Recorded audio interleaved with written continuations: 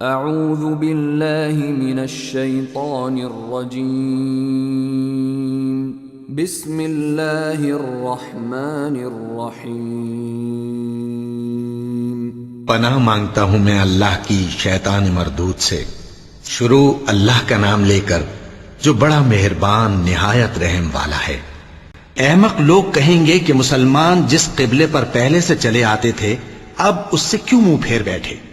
تم کہہ دو کہ مشرق اور مغرب سب اللہ ہی کا ہے، وہ جس کو چاہتا ہے سیدھے رستے پر چلاتا ہے، اور اسی طرح ہم نے تم کو امت معتدل بنایا ہے تاکہ تم لوگوں پر گواہ بنو اور پیغمبر آخر الزمان صلی اللہ علیہ وآلہ وسلم تم پر گواہ بنے۔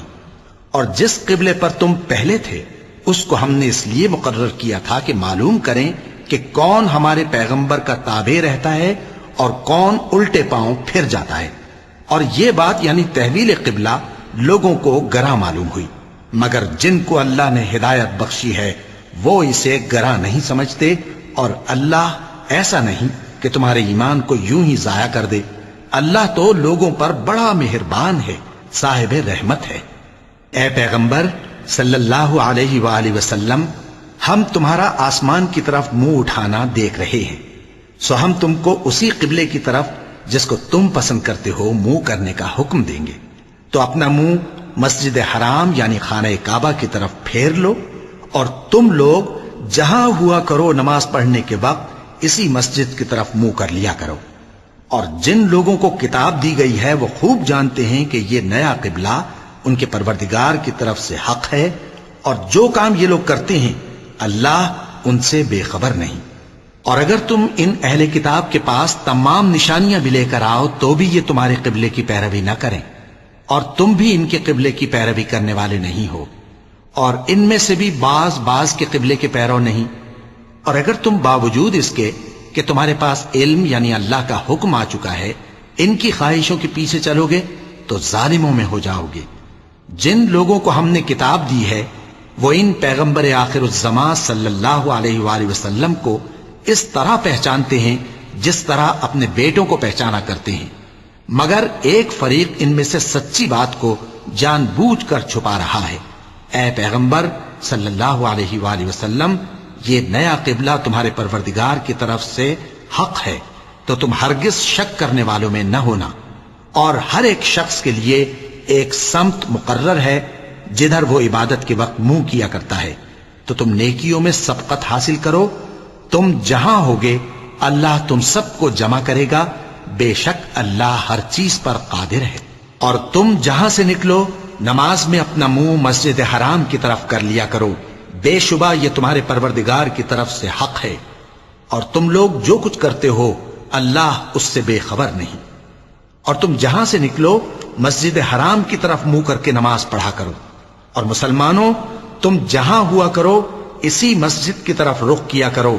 یہ تاکید اس لیے کی گئی ہے کہ لوگ تم کو کسی طرح کا الزام نہ دے سکیں، مگر ان میں سے جو ظالم ہیں وہ الزام دیں تو دیں، سو ان سے مت ڈرنا اور مجھی سے ڈرتے رہنا، اور یہ بھی مقصود ہے کہ میں تم کو اپنی تمام نعمتیں بخشوں، اور یہ بھی کہ تم راہ راست پر چلو۔ جس طرح من جملہ اور نعمتوں کے ہم نے تمہیں میں سے ایک رسول بھیجے ہیں جو تم کو ہماری آیتیں پڑھ پڑھ کر سناتے اور تمہیں پاک بناتے، اور کتاب یعنی قرآن اور دانائی سکھاتے ہیں، اور ایسی باتیں بتاتے ہیں جو تم پہلے نہیں جانتے تھے۔ سو تم مجھے یاد کیا کرو، میں تمہیں یاد کیا کروں گا، اور میرا احسان مانتے رہنا اور میری ناشکری نہ کرنا۔ اے ایمان والو، صبر اور نماز سے مدد لیا کرو، بے شک اللہ صبر کرنے والوں کے ساتھ ہے۔ اور جو لوگ اللہ کی راہ میں مارے جائیں ان کی نسبت یہ نہ کہنا کہ وہ مرے ہوئے ہیں، وہ مردہ نہیں بلکہ زندہ ہیں، لیکن تم کو شعور نہیں۔ اور ہم کسی قدر خوف اور بھوک اور مال اور جانوں اور میووں کے نقصان سے تمہاری آزمائش کریں گے، اور صبر کرنے والوں کو بشارت سنا دو کہ ان لوگوں پر جب کوئی مصیبت واقع ہوتی ہے تو کہتے ہیں کہ ہم اللہ ہی کا مال ہیں اور اسی کی طرف لوٹ کر جانے والے ہیں۔ یہی لوگ ہیں جن پر ان کے پروردگار کی عنایتیں ہیں اور خصوصی رحمت بھی ہے، اور یہی سیدھے رستے پر ہیں۔ بے شک کوہ صفا اور مروہ اللہ کی نشانیوں میں سے ہیں، تو جو شخص خانہ کعبہ کا حج یا عمرہ کرے اس پر کچھ گناہ نہیں کہ دونوں کے درمیان چکر لگائے، بلکہ یہ ایک نیک کام ہے، اور جو کوئی نیک کام کرے تو اللہ قدردان ہے، دانا ہے۔ جو لوگ ہمارے حکموں اور ہدایتوں کو جو ہم نے نازل کی ہیں کسی غرض فاسد سے چھپاتے ہیں، باوجود کہ ہم نے ان کو لوگوں کے سمجھانے کے لیے اپنی کتاب میں کھول کھول کر بیان کر دیا ہے، ایسوں پر اللہ اور تمام لعنت کرنے والے لعنت کرتے ہیں۔ ہاں، جو توبہ کرتے ہیں اور اپنی حالت درست کر لیتے ہیں اور احکام الہی کو صاف صاف بیان کر دیتے ہیں تو میں ان کے قصور معاف کر دیتا ہوں، اور میں بڑا معاف کرنے والا بڑا مہربان ہوں۔ جو لوگ کافر ہوئے اور کافر ہی مرے، ایسوں پر اللہ کی اور فرشتوں کی اور انسانوں کی سب کی لعنت، وہ ہمیشہ اسی لعنت میں گرفتار رہیں گے، ان سے نہ تو عذاب ہلکا ہی کیا جائے گا اور نہ انہیں کچھ مہلت ملے گی۔ اور لوگوں، تمہارا معبود ایک ہی معبود ہے، اس بڑے مہربان اور رحم والے کے سوا کوئی عبادت کے لائق نہیں۔ بے شک آسمانوں اور زمین کے پیدا کرنے میں اور رات اور دن کے ایک دوسرے کے پیچھے آنے جانے میں اور کشتیوں اور جہازوں میں جو سمندر میں لوگوں کے فائدے کے لیے رواں ہیں، اور میں جس کو اللہ آسمان سے برساتا اور اس سے زمین کو اس کے مردہ ہو جانے کے بعد زندہ یعنی خشک ہو جانے کے بعد سرسبز کر دیتا ہے، اور زمین پر ہر قسم کے جانور پھیلانے میں اور ہواؤں کے چلانے میں اور بادلوں میں جو آسمان اور زمین کے درمیان گھرے رہتے ہیں، عقل مندوں کے لیے اللہ کی قدرت کی نشانیاں ہیں۔ اور بعض لوگ ایسے ہیں جو غیر اللہ کو اللہ کا شریک بناتے اور ان سے اللہ کی سی محبت کرتے ہیں، لیکن جو ایمان والے ہیں وہ تو اللہ ہی کے سب سے زیادہ دوست دار ہیں۔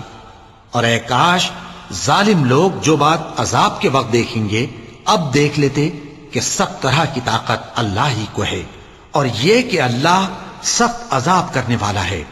اس دن کفر کے پیشوا اپنے پیروں سے بیزاری ظاہر کریں گے اور دونوں عذاب الہی دیکھ لیں گے اور ان کے آپس کے تعلقات منقطع ہو جائیں گے۔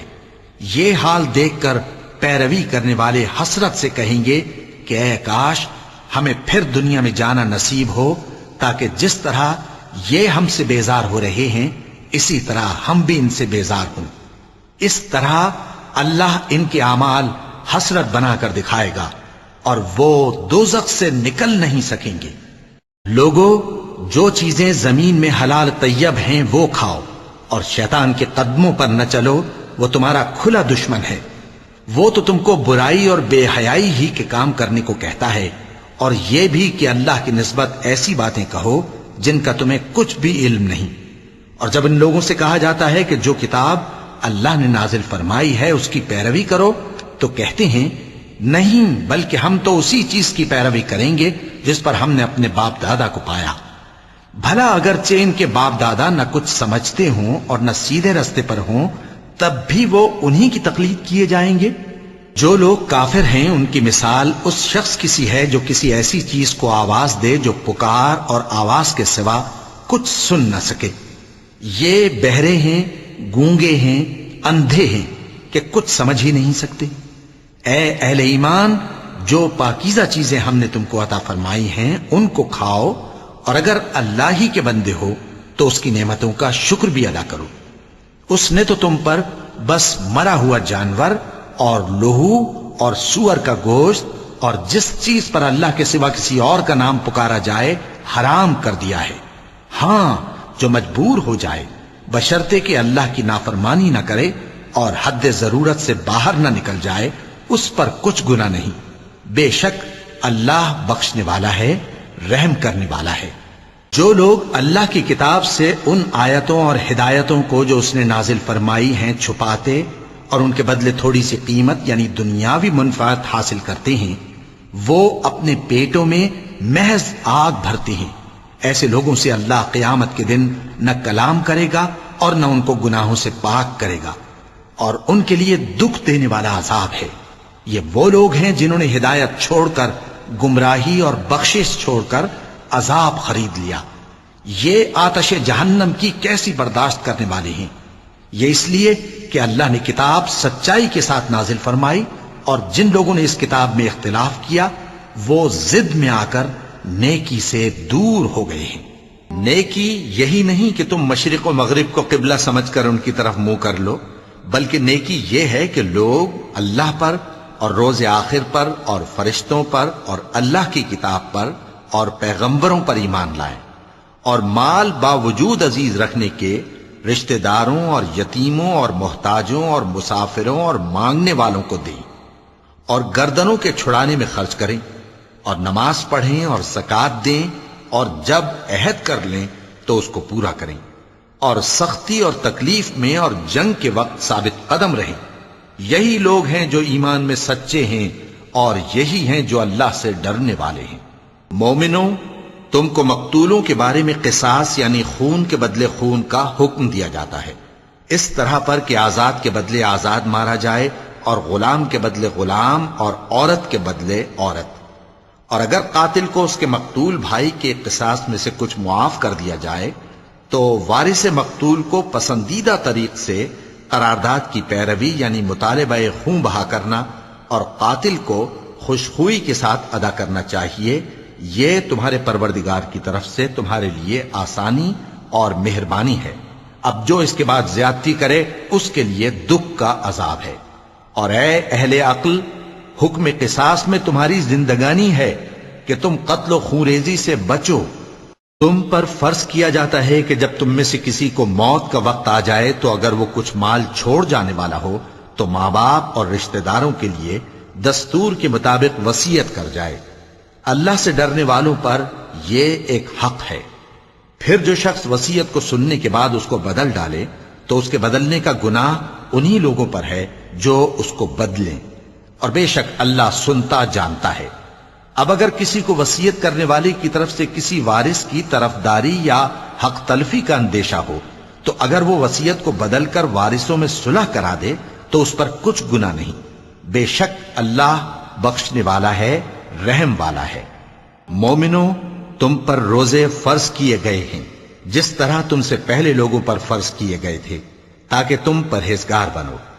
روزوں کے دن گنتی کے چند روز ہیں، تو جو شخص تم میں سے بیمار ہو یا سفر میں ہو تو دوسرے دنوں میں روزوں کا شمار پورا کر لے۔ اور جو لوگ روزہ رکھنے کی طاقت رکھیں لیکن رکھیں نہیں، وہ روزے کے بدلے محتاج کو کھانا کھلا دیں۔ اور جو کوئی اپنی مرضی سے زیادہ نیکی کرے تو اس کے حق میں زیادہ اچھا ہے، اور اگر سمجھو تو روزہ رکھنا ہی تمہارے حق میں بہتر ہے۔ روزوں کا مہینہ رمضان کا مہینہ ہے جس میں قرآن اول نازل ہوا، جو لوگوں کا رہنما ہے اور جس میں ہدایت کی کھلی نشانیاں ہیں اور جو حق و باطل کو الگ الگ کرنے والا ہے۔ تو جو کوئی تم میں سے اس مہینے میں موجود ہو چاہیے کہ پورے مہینے کے روزے رکھے، اور جو بیمار ہو یا سفر میں ہو تو دوسرے دنوں میں روزے رکھ کر ان کا شمار پورا کر لے۔ اللہ تمہارے حق میں آسانی چاہتا ہے اور سختی نہیں چاہتا، اور یہ آسانی کا حکم اس لیے دیا گیا ہے کہ تم روزوں کا شمار پورا کر لو، اور اس احسان کے بدلے کہ اللہ نے تم کو ہدایت بخشی ہے تم اس کو بزرگی سے یاد کرو اور اس کا شکر کرو۔ اور اے پیغمبر، جب تم سے میرے بندے میرے بارے میں دریافت کریں تو انہیں معلوم ہو کہ میں تو تمہارے پاس ہی ہوں۔ جب کوئی پکارنے والا مجھے پکارتا ہے تو میں اس کی دعا قبول کرتا ہوں، تو ان کو چاہیے کہ میرے حکموں کو مانیں اور مجھ پر ایمان رکھیں تاکہ نیک رستہ پائیں۔ روزوں کی راتوں میں تمہارے لیے اپنی عورتوں کے پاس جانا جائز کر دیا گیا ہے، وہ تمہاری پوشاک ہیں اور تم ان کی پوشاک ہو۔ اللہ کو معلوم ہے کہ تم ان کے پاس جانے سے اپنے حق میں خیانت کرتے تھے، سو اس نے تم پر مہربانی کی اور تمہاری حرکات سے درگزر فرمائی، تو اب تم کو اختیار ہے کہ ان سے مباشرت کرو۔ اور اللہ نے جو چیز تمہارے لیے لکھ رکھی ہے یعنی اولاد، اس کو اللہ سے طلب کرو اور کھاؤ اور پیو، یہاں تک کہ صبح کی سفید دھاری رات کی سیاہ دھاری سے الگ نظر آنے لگے۔ پھر روزہ رکھ کر رات تک پورا کرو، اور جب تم مسجدوں میں اعتکاف بیٹھتے ہو تو ان سے مباشرت نہ کرو، یہ اللہ کی حدیں ہیں، ان کے پاس نہ جانا۔ اسی طرح اللہ اپنی آیتیں لوگوں کے سمجھانے کے لیے کھول کھول کر بیان فرماتا ہے تاکہ وہ پرہیزگار بنے۔ اور آپس میں ایک دوسرے کا مال ناحق نہ کھاؤ، اور نہ اس کو رشوتاً حاکموں کے پاس پہنچاؤ تاکہ لوگوں کے مال کا کچھ حصہ ناجائز طور پر کھا جاؤ، اور اسے تم جانتے بھی ہو۔ اے پیغمبر، لوگ تم سے نئے چاند کے بارے میں دریافت کرتے ہیں کہ گھٹتا بڑھتا کیوں ہے۔ کہہ دو کہ وہ لوگوں کے کاموں کی میعادیں اور حج کے وقت معلوم ہونے کا ذریعہ ہے، اور نیکی اس بات میں نہیں کہ احرام کی حالت میں گھروں میں ان کے پچھواڑے کی طرف سے آؤ، بلکہ نیکوکار وہ ہے جو پرہیزگار ہو، اور گھروں میں ان کے دروازوں سے آیا کرو، اور اللہ سے ڈرتے رہو تاکہ کامیاب ہو جاؤ۔ اور جو لوگ تم سے لڑتے ہیں تم بھی اللہ کی راہ میں ان سے لڑو، مگر زیادتی نہ کرنا، کہ اللہ زیادتی کرنے والوں کو دوست نہیں رکھتا۔ اور ان کو جہاں پاؤ قتل کر دو، اور جہاں سے انہوں نے تم کو نکالا ہے یعنی مکے سے، وہاں سے تم بھی ان کو نکال دو۔ اور دین سے گمراہ کرنے کا فساد قتل و خونریزی سے کہیں بڑھ کر ہے۔ اور جب تک وہ تم سے مسجد حرام یعنی خانہ کعبہ کے پاس نہ لڑیں، تم بھی وہاں ان سے نہ لڑنا۔ ہاں، اگر وہ تم سے لڑیں تو تم ان کو قتل کر ڈالو، کافروں کی یہی سزا ہے۔ پھر اگر وہ باز آ جائیں تو اللہ بخشنے والا ہے، رحم کرنے والا ہے۔ اور ان سے اس وقت تک لڑتے رہنا کہ فساد نابود ہو جائے اور ملک میں اللہ ہی کا دین غالب ہو جائے۔ پھر اگر وہ فساد سے باز آ جائیں تو ظالموں کے سوا کسی پر زیادتی نہیں کرنی چاہیے۔ ادب کا مہینہ ادب کے مہینے کے مقابل ہے، اور ادب کی چیزیں ایک دوسرے کا بدلہ ہیں۔ پس اگر کوئی تم پر زیادتی کرے تو جیسی زیادتی وہ تم پر کرے ویسی ہی تم اس پر کرو، اور اللہ سے ڈرتے رہو، اور جان رکھو کہ اللہ ڈرنے والوں کے ساتھ ہے۔ اور اللہ کی راہ میں مال خرچ کرو اور اپنے آپ کو ہلاکت میں نہ ڈالو، اور نیکی کرو، بے شک اللہ نیکی کرنے والوں کو دوست رکھتا ہے۔ اور اللہ کی خوشنودی کے لیے حج اور عمرے کو پورا کرو، اور اگر راستے میں روک لیے جاؤ تو جیسی قربانی میسر ہو کر دو، اور جب تک قربانی اپنے مقام پر نہ پہنچ جائے سر نہ منڈاؤ۔ اور اگر کوئی تم میں بیمار ہو یا اس کے سر میں کسی طرح کی تکلیف ہو تو اگر وہ سر منڈا لے تو اس کے بدلے روزے رکھے یا صدقہ دے یا قربانی کرے۔ پھر جب تکلیف دور ہو کر تم مطمئن ہو جاؤ تو جو تم میں حج کے وقت تک عمرے سے فائدہ اٹھانا چاہے وہ جیسی قربانی میسر ہو کرے، اور جس کو قربانی نہ ملے وہ 3 روزے ایام حج میں رکھے اور 7 جب واپس ہو، یہ پورے 10 ہوئے۔ یہ حکم اس شخص کے لیے ہے جس کے اہل و عیال مکے میں نہ رہتے ہوں۔ اور اللہ سے ڈرتے رہو اور جان رکھو کہ اللہ سخت عذاب دینے والا ہے۔ حج کے مہینے معین ہیں جو معلوم ہیں، تو جو شخص ان مہینوں میں حج کی نیت کر لے تو حج کے دنوں میں نہ عورتوں سے اختلاط کرے، نہ کوئی برا کام کرے اور نہ کسی سے جھگڑے۔ اور جو نیک کام تم کرو گے وہ اللہ کو معلوم ہو جائے گا۔ اور زاد راہ یعنی رستے کا خرچ ساتھ لے جاؤ، کیونکہ بہترین زاد راہ پرہیزگاری ہے۔ اور اے اہل عقل، مجھی سے ڈرتے رہو، اس کا تمہیں کچھ گناہ نہیں کہ حج کے دنوں میں بذریعہ تجارت اپنے پروردگار سے روزی طلب کرو۔ اور جب عرفات سے واپس ہونے لگو تو مشعر حرام یعنی مزدلفہ میں اللہ کا ذکر کرو، اور اس طرح ذکر کرو جس طرح اس نے تم کو سکھایا، اور اس سے پیشتر تم لوگ ان طریقوں سے محض ناواقف تھے۔ پھر جہاں سے اور لوگ واپس ہوں وہیں سے تم بھی واپس ہو، اور اللہ سے بخشش مانگو، بے شک اللہ بخشنے والا ہے، رحمت کرنے والا ہے۔ پھر جب حج کے تمام ارکان پورے کر چکو تو منی میں اللہ کو یاد کرو جس طرح اپنے باپ دادا کو یاد کیا کرتے تھے، بلکہ اس سے بھی زیادہ۔ اور بعض لوگ ایسے ہیں جو اللہ سے التجا کرتے ہیں کہ اے پروردگار، ہم کو جو دینا ہے دنیا ہی میں دے دے، اور ایسے لوگوں کا آخرت میں کچھ حصہ نہیں۔ اور بعض ایسے ہیں کہ دعا کرتے ہیں کہ پروردگار ہم کو دنیا میں بھی نعمت عطا فرما اور آخرت میں بھی نعمت بخشیو اور دوزخ کے عذاب سے محفوظ رکھیو۔ یہی لوگ ہیں جن کے لیے ان کے کاموں کا حصہ یعنی اجر نیک تیار ہے، اور اللہ جلد حساب لینے والا ہے۔ اور قیام منی کے دنوں میں جو گنتی کے دن ہیں اللہ کو یاد کرو۔ اگر کوئی جلدی کرے اور 2 ہی دن میں چل دے تو اس پر بھی کچھ گناہ نہیں، اور جو بات تک ٹھہرا رہے اس پر بھی کچھ گناہ نہیں۔ یہ باتیں اس شخص کے لیے ہیں جو اللہ سے ڈرے، اور تم لوگ اللہ سے ڈرتے رہو، اور جان رکھو کہ تم سب اس کے پاس جمع کیے جاؤ گے۔ اور کوئی شخص تو ایسا ہے جس کی گفتگو دنیا کی زندگی میں تم کو دلکش معلوم ہوتی ہے اور وہ اپنے معافی ضمیر پر یعنی اس بات پر جو اس کے دل میں ہے اللہ کو گواہ بناتا ہے، حالانکہ وہ سخت جھگڑالو ہے۔ اور جب پیٹ پھیر کر چلا جاتا ہے تو زمین میں دوڑتا پھرتا ہے تاکہ اس میں فتنہ انگیزی کرے اور کھیتی کو برباد اور انسانوں اور حیوانوں کی نسل کو نابود کر دے، اور اللہ فتنہ انگیزی کو پسند نہیں کرتا۔ اور جب اس سے کہا جاتا ہے کہ اللہ سے خوف کر تو غرور اس کو گناہ میں پھنسا دیتا ہے، سو اس کو جہنم کافی ہے اور وہ بہت برا ٹھکانہ ہے۔ اور کوئی شخص ایسا ہے کہ اللہ کی خوشنودی حاصل کرنے کے لیے اپنی جان بیچ ڈالتا ہے، اور اللہ بندوں پر بہت مہربان ہے۔ مومنو، اسلام میں پورے پورے داخل ہو جاؤ اور شیطان کے پیچھے نہ چلو، وہ تو تمہارا کھلا دشمن ہے۔ پھر اگر تم احکام روشن پہنچ جانے کے بعد لڑکھڑا جاؤ تو جان رکھو کہ اللہ غالب ہے، حکمت والا ہے۔ کیا یہ لوگ اسی بات کے منتظر ہیں کہ ان پر اللہ کا عذاب بادل کے سائبانوں میں آ نازل ہو اور فرشتے بھی اتر آئیں اور کام تمام کر دیا جائے؟ اور سب کاموں کا رجوع اللہ ہی کی طرف ہے۔ اے پیغمبر، بنی اسرائیل سے پوچھو کہ ہم نے ان کو کتنی کھلی نشانیاں دیں، اور جو شخص اللہ کی نعمت کو اپنے پاس آنے کے بعد بدل دے تو اللہ سخت عذاب کرنے والا ہے۔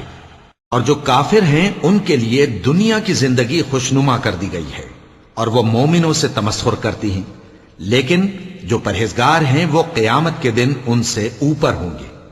اور اللہ جس کو چاہتا ہے بے حساب رزق دیتا ہے۔ پہلے تو سب لوگوں کا ایک ہی مذہب تھا، لیکن وہ آپس میں اختلاف کرنے لگے تو اللہ نے ان کی طرف بشارت دینے والے اور ڈر سنانے والے پیغمبر بھیجے اور ان پر سچائی کے ساتھ کتابیں نازل کی تاکہ جن امور میں لوگ اختلاف کرتے تھے ان کا ان میں فیصلہ کر دے۔ اور اس میں اختلاف بھی انہی لوگوں نے کیا جن کو کتاب دی گئی تھی، باوجود کہ ان کے پاس کھلے ہوئے احکام آ چکے تھے، اور یہ اختلاف انہوں نے صرف آپس کی ضد سے کیا۔ تو جس امر حق میں وہ اختلاف کرتے تھے اللہ نے اپنی مہربانی سے مومنوں کو اس کی راہ دکھا دی، اور اللہ جس کو چاہتا ہے سیدھا رستہ دکھا دیتا ہے۔ کیا تم یہ خیال کرتے ہو کہ یوں ہی بہشت میں داخل ہو جاؤ گے؟ اور ابھی تم کو پہلے لوگوں کی سی مشکلیں تو پیش آئی ہی نہیں۔ ان کو بڑی بڑی سختیاں اور تکلیفیں پہنچیں اور وہ صعوبتوں میں ہلا ہلا دیے گئے، یہاں تک کہ پیغمبر اور مومن لوگ جو ان کے ساتھ تھے سب پکار اٹھے کہ کب اللہ کی مدد آئے گی۔ دیکھو اللہ کی مدد ان قریب آیا چاہتی ہے۔ اے نبی، لوگ تم سے پوچھتے ہیں کہ اللہ کی راہ میں کس طرح کا مال خرچ کریں۔ کہہ دو کہ جو چاہو خرچ کرو، لیکن جو مال خرچ کرنا چاہو وہ درجہ بدرجہ اہل استحقاق یعنی ماں باپ کو اور قریب کے رشتہ داروں کو اور یتیموں کو اور محتاجوں کو اور مسافروں کو سب کو دو، اور جو بھلائی تم کرو گے اللہ اس کو جانتا ہے۔ مسلمانوں، تم پر اللہ کے رستے میں لڑنا فرض کر دیا گیا ہے، اور وہ تمہیں ناگوار تو ہوگا، مگر عجب نہیں کہ ایک چیز تم کو بری لگے اور وہ تمہارے حق میں بھلی ہو، اور عجب نہیں کہ ایک چیز تم کو بھلی لگے اور وہ تمہارے لیے مضر ہو، اور ان باتوں کو اللہ ہی بہتر جانتا ہے اور تم نہیں جانتے۔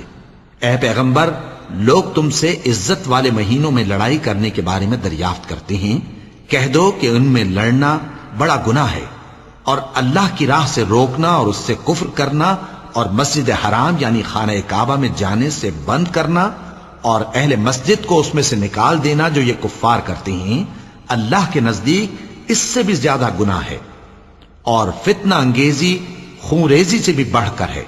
اور یہ لوگ ہمیشہ تم سے لڑتے رہیں گے، یہاں تک کہ اگر مقدور رکھیں تو تم کو تمہارے دین سے پھیر دیں، اور جو کوئی تم میں سے اپنے دین سے پھر کر کافر ہو جائے گا اور کافر ہی مرے گا تو ایسے لوگوں کے اعمال دنیا اور آخرت دونوں میں برباد ہو جائیں گے، اور یہی لوگ دوزخ میں جانے والے ہیں جس میں ہمیشہ رہیں گے۔ جو لوگ ایمان لائے اور اللہ کے لیے وطن چھوڑ گئے اور کفار سے جنگ کرتے رہے وہی اللہ کی رحمت کے امیدوار ہیں، اور اللہ بخشنے والا ہے، رحمت کرنے والا ہے۔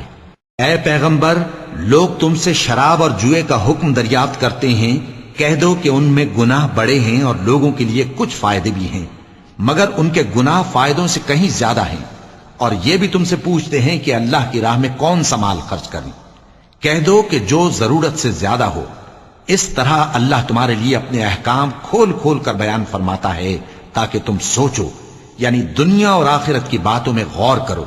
اور تم سے یتیموں کے بارے میں بھی دریافت کرتے ہیں، کہہ دو کہ ان کی حالت کی اصلاح بہت اچھا کام ہے، اور اگر تم ان سے مل جل کر رہنا یعنی خرچ اکٹھا رکھنا چاہو تو وہ تمہارے بھائی ہیں، اور اللہ خوب جانتا ہے کہ خرابی کرنے والا کون ہے اور اصلاح کرنے والا کون.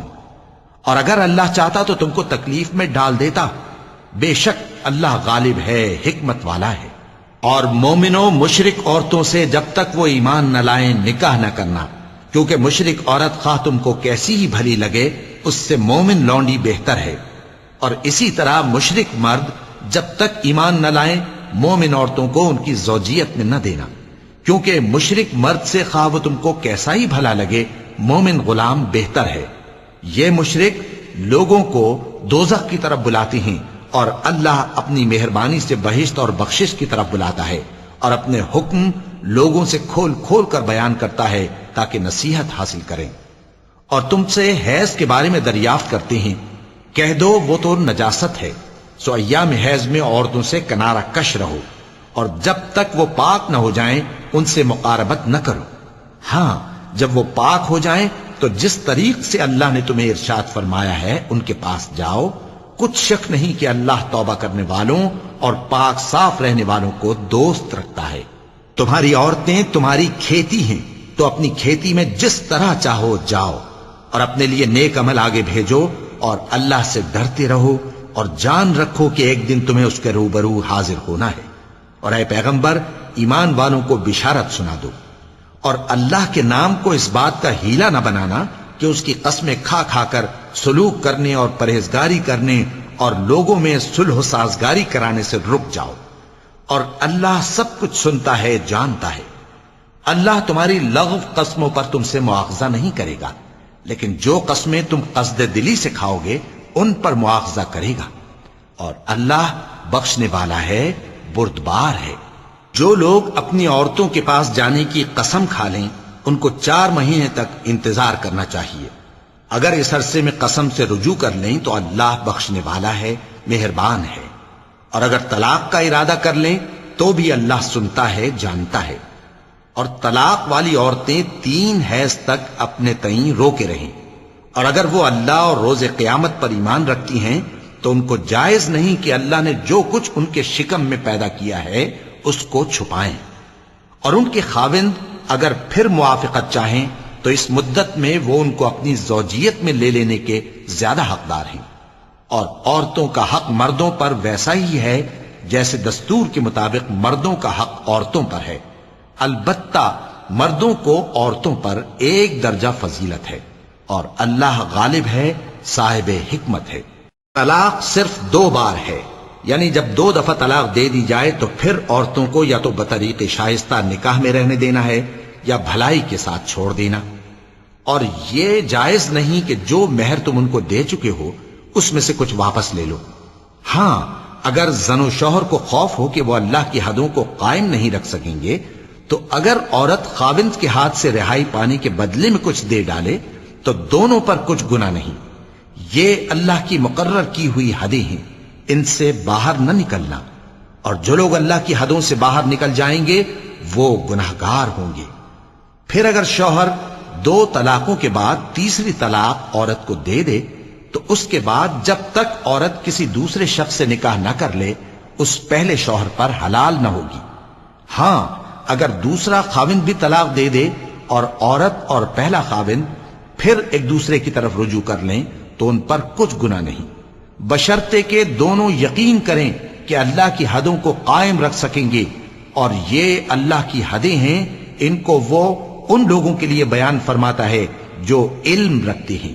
اور جب تم عورتوں کو 2 دفعہ طلاق دے چکو اور ان کی عدت پوری ہو جائے تو انہیں یا تو حسن سلوک سے نکاح میں رہنے دو یا بطریق شائستہ رخصت کر دو. اور اس نیت سے ان کو نکاح میں نہ رہنے دینا چاہیے کہ انہیں تکلیف دو اور ان پر زیادتی کرو. اور جو ایسا کرے گا وہ اپنا ہی نقصان کرے گا. اور اللہ کے احکام کو ہنسی اور کھیل نہ بناؤ. اور اللہ نے تم کو جو نعمتیں بخشی ہیں اور تم پر جو کتاب اور دانائی کی باتیں نازل کی ہیں جن سے وہ تمہیں نصیحت فرماتا ہے ان کو یاد کرو، اور اللہ سے ڈرتے رہو، اور جان رکھو کہ اللہ ہر چیز سے واقف ہے۔ اور جب تم عورتوں کو طلاق دے چکو اور ان کی عدت پوری ہو جائے تو ان کو اپنے شوہروں کے ساتھ جب وہ آپس میں جائز طور پر راضی ہو جائیں نکاح کرنے سے مت روکو۔ اس حکم سے اس شخص کو نصیحت کی جاتی ہے جو تم میں اللہ اور روز آخر پر یقین رکھتا ہے۔ یہ تمہارے لیے نہایت خوب اور بہت پاکیزگی کی بات ہے، اور اللہ جانتا ہے اور تم نہیں جانتے۔ اور مائیں اپنے بچوں کو پورے 2 سال دودھ پلائیں، یہ حکم اس شخص کے لیے ہے جو پوری مدت تک دودھ پلوانا چاہے، اور دودھ پلانے والی ماؤں کا کھانا اور کپڑا دستور کے مطابق باپ کے ذمے ہوگا۔ کسی شخص کو اس کی طاقت سے زیادہ تکلیف نہیں دی جاتی، تو یاد رکھو کہ نہ تو ماں کو اس کے بچے کے سبب نقصان پہنچایا جائے اور نہ باپ کو اس کی اولاد کی وجہ سے نقصان پہنچایا جائے، اور اسی طرح نان و نفقہ بچے کے وارث کے ذمے ہے۔ اور اگر دونوں یعنی ماں باپ آپس کی رضامندی اور صلاح سے بچے کا دودھ چھڑانا چاہیں تو ان پر کچھ گناہ نہیں، اور اگر تم اپنی اولاد کو دودھ پلوانا چاہو تو تم پر کچھ گناہ نہیں، بشرطے کہ تم دودھ پلانے والیوں کو دستور کے مطابق ان کا حق جو تم نے دینا کیا تھا دے دو۔ اور اللہ سے ڈرتے رہو اور جان رکھو کہ جو کچھ تم کرتے ہو اللہ اس کو دیکھ رہا ہے۔ اور جو لوگ تم میں سے مر جائیں اور عورتیں چھوڑ جائیں تو وہ عورتیں 4 مہینے اور 10 دن اپنے آپ کو روکے رہیں، اور جب یہ عدت پوری کر چکیں اور اپنے حق میں پسندیدہ کام یعنی نکاح کر لیں تو تم پر کچھ گناہ نہیں، اور اللہ تمہارے سب کاموں سے واقف ہے۔ اگر تم اشارے کنائے میں عورتوں کو نکاح کا پیغام بھیجو یا نکاح کی خواہش کو اپنے دلوں میں مخفی رکھو تو تم پر کچھ گناہ نہیں۔ اللہ کو معلوم ہے کہ تم ان سے نکاح کا ذکر کرو گے، مگر ایام عدت میں اس کے سوا کے دستور کے مطابق کوئی بات کہہ دو، پوشیدہ طور پر ان سے قول و قرار نہ کرنا، اور جب تک عدت پوری نہ ہو لے نکاح کا پختہ ارادہ نہ کرنا۔ اور جان رکھو کہ جو کچھ تمہارے دلوں میں ہے اللہ کو سب معلوم ہے، تو اس سے ڈرتے رہو اور جان رکھو کہ اللہ بخشنے والا ہے، حلم والا ہے۔ اور اگر تم عورتوں کو ان کے پاس جانے یا ان کا مہر مقرر کرنے سے پہلے طلاق دے دو تو تم پر کچھ گناہ نہیں، ہاں ان کو دستور کے مطابق کچھ خرچ ضرور دو، یعنی مقدور والا اپنے مقدور کے مطابق دے اور تنگ دست اپنی حیثیت کے مطابق۔ نیک لوگوں پر یہ ایک طرح کا حق ہے۔ اور اگر تم عورتوں کو ان کے پاس جانے سے پہلے طلاق دے دو لیکن مہر مقرر کر چکے ہو تو آدھا مہر دینا ہوگا۔ ہاں اگر عورتیں مہر بخش دیں یا مرد جن کے ہاتھ میں عقد نکاح ہے اپنا حق چھوڑ دیں اور پورا مہر دے دیں تو ان کو اختیار ہے۔ اور اگر تم مرد لوگ ہی اپنا حق چھوڑ دو تو یہ پرہیزگاری کی بات ہے، اور آپس میں بھلائی کرنے کو فراموش نہ کرنا۔ کچھ شک نہیں کہ اللہ تمہارے سب کاموں کو دیکھ رہا ہے۔ مسلمانوں، سب نمازیں خصوصاً بیچ کی نماز یعنی نماز عصر پورے اہتمام کے ساتھ ادا کرتے رہو، اور اللہ کے آگے ادب سے کھڑے رہا کرو۔ پھر اگر تم خوف کی حالت میں ہو تو پیادے یا سوار جس حال میں ہو نماز پڑھ لو۔ پھر جب امن و اطمینان ہو جائے تو جس طریق سے اللہ نے تم کو سکھایا ہے جو تم پہلے نہیں جانتے تھے اللہ کو یاد کرو۔ اور جو لوگ تم میں سے مر جائیں اور عورتیں چھوڑ جائیں وہ اپنی عورتوں کے حق میں وصیت کر جائیں کہ ان کو 1 سال تک خرچ دیا جائے اور گھر سے نہ نکالی جائیں۔ ہاں اگر وہ خود گھر سے چلی جائیں اور اپنے حق میں پسندیدہ کام یعنی نکاح کر لیں تو تم پر کچھ گناہ نہیں، اور اللہ زبردست ہے، حکمت والا ہے۔ اور مطلقہ عورتوں کو بھی دستور کے مطابق نان و نفقہ دینا چاہیے، پرہیزگاروں پر یہ بھی حق ہے۔ اسی طرح اللہ اپنے احکام تمہارے لیے بیان فرماتا ہے تاکہ تم سمجھو۔ بھلا تم نے ان لوگوں کو نہیں دیکھا جو شمار میں ہزاروں ہی تھے اور موت کے ڈر سے اپنے گھروں سے نکل بھاگے تھے، تو اللہ نے ان کو حکم دیا کہ مر جاؤ، پھر ان کو زندہ بھی کر دیا۔ کچھ شک نہیں کہ اللہ لوگوں پر مہربانی رکھتا ہے، لیکن اکثر لوگ شکر نہیں کرتے۔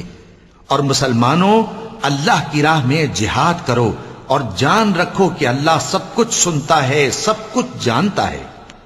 کون ہے کہ اللہ کو قرض حسنہ دے کہ وہ اس کے بدلے اس کو کئی گنا زیادہ دے گا، اور اللہ ہی روزی کو تنگ کرتا اور وہی اسے کشادہ کرتا ہے، اور تم اسی کی طرف لوٹ کر جاؤ گے۔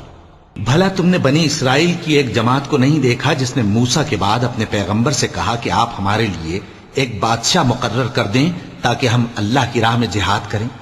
پیغمبر نے کہا کہ اگر تم کو جہاد کا حکم دیا جائے تو ایسا تو نہیں کہ لڑنے سے پہلو تہی کرو۔ وہ کہنے لگے کہ ہم اللہ کی راہ میں کیوں نہ لڑیں گے جبکہ ہم وطن سے خارج اور بال بچوں سے جدا کر دیے گئے۔ پھر جب ان کو جہاد کا حکم دیا گیا تو چند اشخاص کے سوا سب پھر گئے، اور اللہ ظالموں سے خوب واقف ہے۔ اور پیغمبر نے ان سے یہ بھی کہا کہ اللہ نے تم پر طالوت کو بادشاہ مقرر فرمایا ہے۔ وہ بولے کہ اسے ہم پر بادشاہی کا حق کیوں کر ہو سکتا ہے؟ اس سے بڑھ کر بادشاہی کے مستحق تو ہم ہیں، اور اس کے پاس تو بہت سی دولت بھی نہیں۔ پیغمبر نے کہا کہ اللہ نے اس کو تم پر فضیلت دی ہے اور بادشاہی کے لیے منتخب فرمایا ہے۔ اس نے اسے علم بھی بہت سا بخشا ہے اور تن و توش بھی بڑا عطا کیا ہے، اور اللہ کو اختیار ہے جسے چاہے بادشاہی بخشے، وہ بڑا کشائش والا ہے، دانا ہے۔ اور پیغمبر نے ان سے کہا کہ ان کی یعنی طالوت کی بادشاہی کی نشانی یہ ہے کہ تمہارے پاس وہ صندوق آئے گا جس کو فرشتے اٹھائے ہوئے ہوں گے۔ اس میں تمہارے پروردگار کی طرف سے تسلی بخشنے والی چیز ہوگی اور کچھ اور چیزیں بھی ہوں گی جو موسیٰ اور ہارون چھوڑ گئے تھے۔ اگر تم ایمان رکھتے ہو تو یہ تمہارے لیے ایک بڑی نشانی ہے۔ غرض جب طالوت فوجیں لے کر روانہ ہوا تو اس نے ان سے کہا کہ اللہ ایک نہر سے تمہاری آزمائش کرنے والا ہے، جو شخص اس میں سے پانی پی لے گا اس کی نسبت تصور کیا جائے گا کہ وہ میرا نہیں، اور جو نہ پیے گا وہ سمجھا جائے گا کہ میرا ہے۔ ہاں اگر کوئی ہاتھ سے چلو بھر پانی لے لے تو خیر۔ جب وہ لوگ نہر پر پہنچے تو چند آدمیوں کے سوا سب نے پانی پی لیا۔ پھر جب طالوت اور مومن لوگ جو اس کے ساتھ تھے نہر کے پار ہو گئے تو کہنے لگے کہ آج ہم میں جالوت اور اس کے لشکر سے مقابلہ کرنے کی طاقت نہیں۔ جو لوگ یقین رکھتے تھے کہ ان کو اللہ کے روبرو حاضر ہونا ہے، وہ کہنے لگے کہ بسا اوقات تھوڑی سی جماعت نے اللہ کے حکم سے بڑی جماعت پر فتح حاصل کی ہے، اور اللہ ثابت قدم رہنے والوں کے ساتھ ہے۔ اور جب وہ لوگ جالوت اور اس کے لشکر کے مقابل میں آئے تو اللہ سے دعا کی کہ اے پروردگار، ہم پر صبر کے دہانے کھول دے اور ہمیں لڑائی میں ثابت قدم رکھ اور لشکر کفار پر فتح یاب کر۔ تو طالوت کی فوج نے اللہ کے حکم سے ان کو شکست دے دی، اور داؤد نے جالوت کو قتل کر ڈالا، اور اللہ نے ان کو بادشاہی اور دانائی بخشی اور جو کچھ چاہا سکھایا۔ اور اگر اللہ لوگوں کو ایک دوسرے پر چڑھائی اور حملہ کرنے سے نہ ہٹاتا رہتا تو کرۂ ارض تباہ ہو جاتا، لیکن اللہ اہل عالم پر بڑا مہربان ہے۔ یہ اللہ کی آیتیں ہیں جو ہم تم کو سچائی کے ساتھ پڑھ کر سناتے ہیں، اور اے محمد صلی اللہ علیہ وآلہ وسلم، تم بلا شبہ پیغمبروں میں سے ہو۔